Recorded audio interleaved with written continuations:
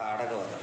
താടകാവനം പ്രാപിച്ചീടിനോരനന്തരം ഗൂഢസ്മേരവും പൂണ്ടു പറഞ്ഞു വിശ്വാമിത്രൻ, രാഘവ സത്യപരാക്രമവാരിതേ രാമ, പോകുമാറില്ലേ വഴിയോരുമൈ ഇതുകാലം കാടിതു കണ്ടായോ നീ?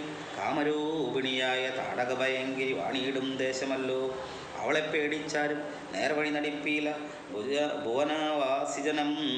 ഭുവനേശ്വര പോറ്റി, കൊല്ലണം അവളെ നീ, വല്ല ജാതിയും അതിനില്ലൊരു ദോഷമെന്നു മാമനി പറഞ്ഞപ്പോൾ മെല്ലവേയൊന്നു ചെറുഞാണൊലി ചെയ്തു രാമനെല്ലാ ലോകവും ഒന്ന് വിറച്ചിതതു നേരം.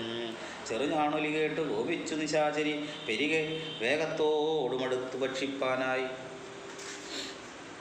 നേരമൊരു ശരമയച്ചു രാഘവനും ചെന്നു താടകാമാറിൽ കൊണ്ടിതു രാമബാണം. പാരതിൽ മല ചിറകറ്റു വീണതുപോലെ ഘോരരൂപിണിയായ താടക വീണാളല്ലോ. സ്വർണ്ണരത്നാഭരണ ഭൂഷിതഗാത്രിയായി സുന്ദരിയായ യക്ഷി തന്നെയും കാണായി വന്നു.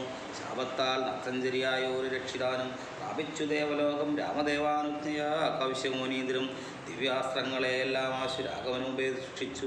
സലക്ഷണം നിർമ്മലന്മാരാം കുമാരന്മാരും മുനീന്ദ്രൻ രമ്യകാനനെ തത്ര വസിച്ചു. കാമാശ്രമേ രാത്രിയും പിന്നിട്ടവർ സന്ധ്യാവന്ദനം ചെയ്തു.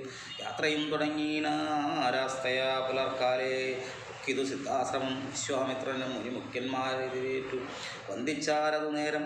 രാമണലക്ഷ്മണന്മാരും വന്ദിച്ചു മുനികളെ. പ്രേമം ഉൾക്കൊണ്ടു മുനിമാരും സൽക്കാരം ചെയ്താൽ. വിശ്രമിച്ചനന്തരം രാഘവൻ തിരുവടി വിശ്വാമിത്രനെ നോക്കി വീതി പൂണ്ടരുൾ ചെയ്തു. താപസോത്തമ, ഭവാൻ ദീക്ഷിക്കയാഗമിനി, താപം കൂടാതെ രക്ഷിച്ചിടുവനേതു ചെയ്യും? ദുഷ്ടരാം നിശാചരേന്ദ്രന്മാരെ കാട്ടിത്തന്ന നഷ്ടമാക്കുമൻ ബാണം കൊണ്ടു ഞാൻ തപോനിതേ.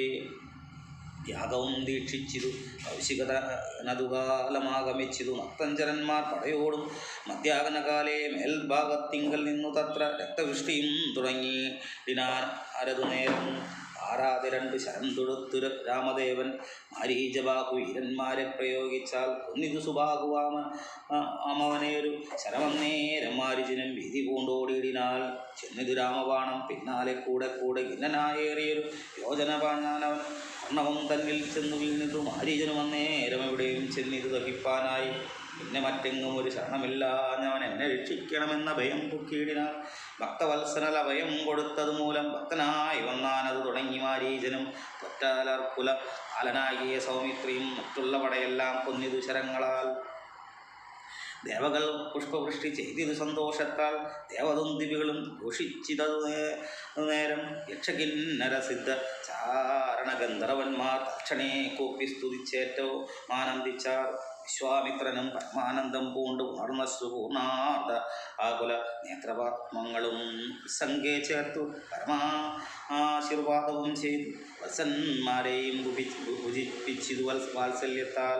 23 ദിനം ഓരോരോ പുരാണങ്ങൾ പറഞ്ഞു രസിപ്പിച്ചു കൗശികനവരുമായി അരുൾ ചെയ്തതു. 4-ാം ദിവസം പിന്നെ മുനി അരുതുവൃത കാലം കളകുള്ളതേതും ജനകമഹീപതി തന്നോട് മഹായജ്ഞ ഇനി വൈകാതെ കാണാൻ പോകനാം വത്സന്മാരെ. ചൊല്ലെഴും ത്രയംബക മാകിന മാഹേശ്വരവില്ലുണ്ട് വിദേഹരാജത്തിങ്കലിരിക്കുന്നു. ശ്രീ മഹാദേവൻ തന്നെ വെച്ചിരിക്കുന്നു പുരാഭൂമി ബാലേന്ദ്രന്മാരാ അർച്ചിത മനുദിനം. ചോണീ ബാലേന്ദ്രകുല ജാതനാകിയ ഭവാൻ കാണണം മഹാസത്വമേകിയതനൂരത്നം. താപസേന്ദ്രന്മാരോടുമീ വണ്ണമരുൾ ചെയ്തു. ഭൂപതിബാലന്മാരും കൂടെ പോയി വിശ്വാമിത്രൻ പ്രാപിച്ചു ഗംഗാതീരം ഗൗതമാശ്രമം. തത്ര ശോഭപൂണ്ടൊരു പുണ്യദേശമാനന്ദപ്രദം വിദ്യപാദഫലദാ കുസുമ ഫലങ്ങളാൽ സർവമോഹനകരം ജന്തു സഞ്ജയഹീനം. കണ്ടു കൗതുകം പൂണ്ടു വിശ്വാമിത്രനെ നോക്കി പുണ്ടരീകേക്ഷണനുമീ വണ്ണമരുൾ ചെയ്തു.